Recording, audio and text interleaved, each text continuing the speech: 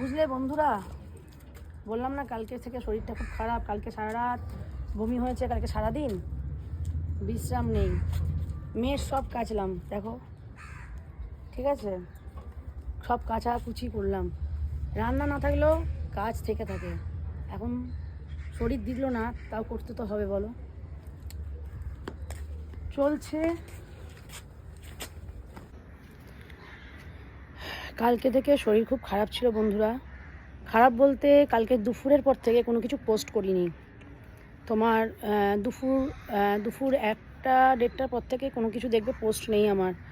তো হঠাৎ করে প্রায় 8-9 বার বমি, অফিস থেকে বাড়ি চলে খুব প্রচণ্ড বমি। রাত্রি 2:30 অবধি বমি করেছি। তো তোমার লাস্ট বমি রাত্রি 2:30 হয়েছে। তো আমি ভেবেছিলাম আমাকে হসপিটালে ভর্তি করতে হবে। তো যাই হোক, ওষুধপত্র খেয়েছি, দেখিয়েছি। একটা গ্যাসের ইঞ্জেকশান দিয়েছে, গ্যাসের মতো হয়ে গেছিলো, ফুড পয়জনের মতো। তো আমি কিছু হলে নপাড়া জেনারেল হসপিটালে চট করে যাই ইমার্জেন্সি কিছু হলে। আর এই মুহূর্তে সকাল থেকে রাত্রি 2:30টার পর থেকে বমিটা বন্ধ হয়ে গেছে, বমি হচ্ছে না। দেখছো চোখ মুখ সব শুকিয়ে গেছে। তো আবার অনেকে বলবে যে শরীর খারাপ আবার লিপস্টিক, না লিপস্টিক নয়, এটা লিপ গ্লস। বলে দিই, এটা লিপ গ্লস দিয়েছি। তো যাই হোক, তো শরীর খুবই খারাপ। তো বমি বন্ধ হয়ে গেছে, বমি নেই। আর শুধু এখন এই মুহূর্তে মাথার যন্ত্রণা ছিল। তো চান করলাম পুরো মাথা ভিজিয়ে। বাড়ি থাকলে মাথা ভিজিয়ে চান করি, অফিসে গেলে মাথা ভেজানো যায় না সকালবেলা। তো কোনো রকমের ঘর মোছা, বিছনা তোলা এগুলো তো করতেই হবে। আর জামা কাপড় এই মেয়েরগুলো জড়ো করা ছিল, আমারগুলোও ছিল, সব ধুলাম কাচলাম। রান্না কিচ্ছু করতে পারিনি, কারণ আমি এত উইক লাগছে আমার, কারণ এতবার বমি। তো যা খাচ্ছি তাই তুলে দিচ্ছিলাম। তো সকালবেলা সব ওষুধপত্র খেয়েছি।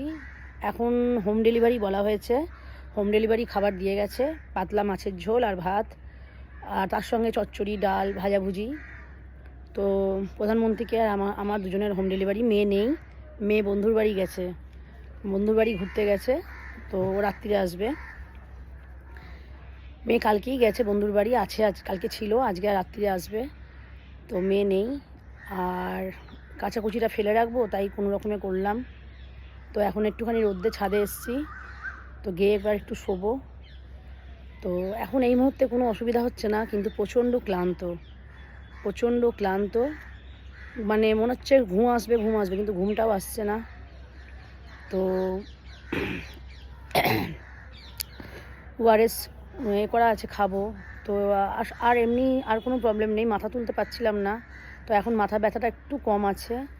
তো এবার গিয়ে একটু শান্তি করে শোবো, এটাই। তো হঠাৎ করে জানি না কি হলো, কি জানি, নতুন বছর পড়ার আগে এত ভুগছি। তো যাই হোক, তোমরা সবাই সাবধানে থেকো, ভালো থেকো।